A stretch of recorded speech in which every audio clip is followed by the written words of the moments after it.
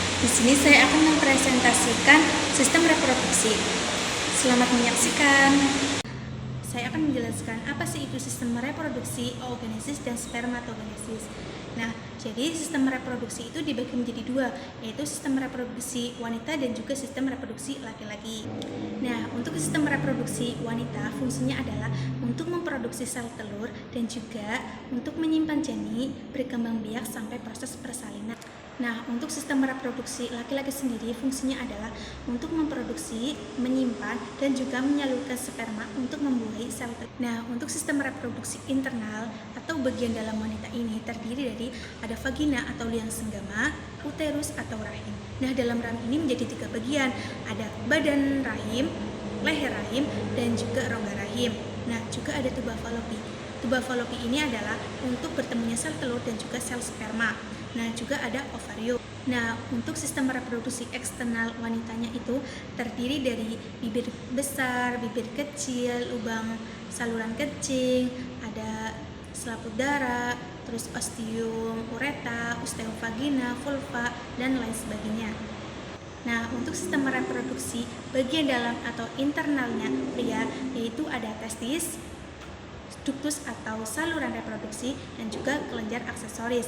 Nah, di dalam saluran reproduksi ini terdiri dari epididymis, saluran ejakulasi, dan juga vas deferens. Nah, masing-masing 3 ini memiliki fungsi dan bagian-bagian tempat yang berbeda. Nah, untuk sistem eksternal atau bagian luarnya laki-laki yaitu ada penis dan juga skrotum. Nah, penis ini letaknya di depan skrotum. Nah, untuk skrotum ini merupakan adalah kantong yang di dalamnya berisi testis. Nah, dalam sistem reproduksi ini juga akan terjadi spermatogenesis dan juga oogenesis. Nah, oogenesis ini akan terjadi pada organ wanita, dan sedangkan untuk spermatogenesis ini terjadi pada sistem reproduksi laki-laki. Nah, oogenesis merupakan proses perkembangan oosit atau sel telur yang matang yang berkembang langsung di dalam ovarium. Nah, sedangkan untuk spermatogenesis adalah pembentukan dan juga perkembangan yang terjadi secara terus-menerus di dalam laki-laki dewasa. Nah, untuk urutan proses oogenesis sebagai berikut, yaitu ada proliferasi atau perbanyakan, dan juga ada pertumbuhan, lalu ada pematangan, dan juga ada perubahan bentuk. Urutan spermatogenesis ini sebagai berikut, yaitu ada spermatogenium atau tahap 1, dan juga ada spermatosit primer, spermatosit sekunder, dan juga spermatid dan spermatozoa. Nah, untuk spermatozoa ini memiliki 3 bagian, yaitu ada bagian kepala, bagian badan, dan juga bagian ekor. Nah, sistem reproduksi manusia ini melibatkan fertilasi internal, hubungannya dengan seksual, di mana seorang laki-laki memasukkan penis ke dalam vagina dan berejakulasi yang mengandung sperma. Nah, jadi fertilisasi adalah proses penyatuan atau persatuan antara sel sperma dan sel telur. Sebagian kecil dari sel sperma melewati ke leher rahim, kemudian ke saluran telur untuk pembuahan ovum, dan hanya satu sperma utuh yang hanya dapat membuahi ovum. Setelah berhasil dalam proses pembuahan tadi, ovum tersebut dinamakan dengan zigot. Nah, zigot ini akan keluar menuju tuba falopi, menuju ke rahim, dan akan berimplan di dinding rahim. Nah, proses ini merupakan awal dari tanda-tanda kehamilan. Akan tetapi, apabila pada saat ovulasi sel telur ini tidak ada yang membuahi, maka sel telur ini akan luruh bersama telurnya, yaitu hormon estrogen dan progesteron. Nah, ini termasuk salah satu masuk ke dalam siklus menstruasi yang akan dialami oleh manusia setiap bulan. Siklus menstruasi ini terdiri dari 4 fase, yaitu fase pertama, fase menstruasi, yang kedua, fase praovulasi, yang ketiga, fase ovulasi, dan yang keempat, fase pasca ovulasi. Nah, jadi fase menstruasi ini terjadi apabila si ovum tidak dibuahi sperma, sehingga korpus luteum ini akan menghentikan produksi hormon estrogen dan progesteron. Lalu yang kedua ini fase praovulasi atau poliferase, di mana hormon pembebas gonadotropin ini yang disekresikan oleh hipotalamus akan memacu hipofase untuk mensekresikan FSH. Lalu fase yang ketiga yaitu fase ovulasi. Jika siklus menstruasi seorang wanita 28 hari, maka ovulasi terjadi pada hari ke-14. Fase keempat yaitu fase pasca ovulasi. Nah, fase ini berlangsung 14 hari sebelum menstruasi berikutnya.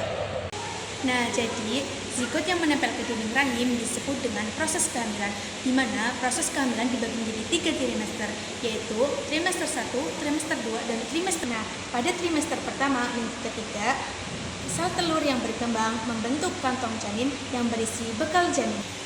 Nah, dalam minggu keempat, tabung janin sudah berisi dan berdenyut 65 kali dalam 1 menit. Nah, pada minggu kelima dan keenam, wajah, mata, hidung, telinga, dan mulut sudah mulai kelihatan dan janin sudah mulai melengkung seperti huruf C. Pada minggu ketujuh, janin sudah mulai membentuk kaki dan tangan, di mana janin akan lebih besar 2 kali lipat. Pada minggu ke-8 sampai ke-10, janin sudah melewati masa kritisnya dan di mana janin sudah mulai terlihat seperti manusia. Pada minggu ke-11 sampai 13, janin sudah mulai otaknya berkembang secara pesat dan janin sudah dapat mengeluarkan urin dan janin pun sudah dapat mengepal seperti tinju. Pada minggu ke-14 sampai 18, si janin sudah dapat mendeteksi cahaya dan indera perasa pun sudah dapat terbentuk. Nah, pada trimester 2, minggu ke-19 sampai ke-22, si bayi sudah mulai mendengar, menelan, dan memproduksi kotoran.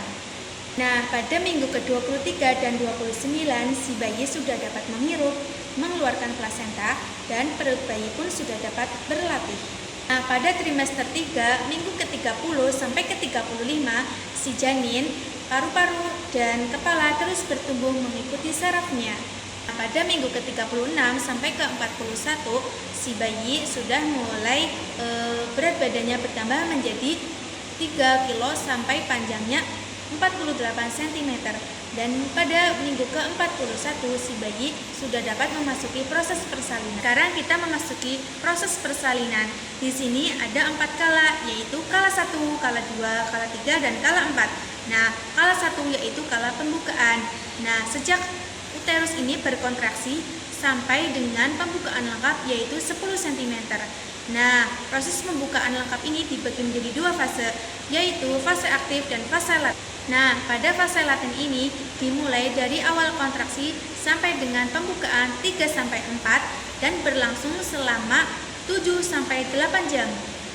Nah, pada fase aktif ini pembukaannya 4-10 cm.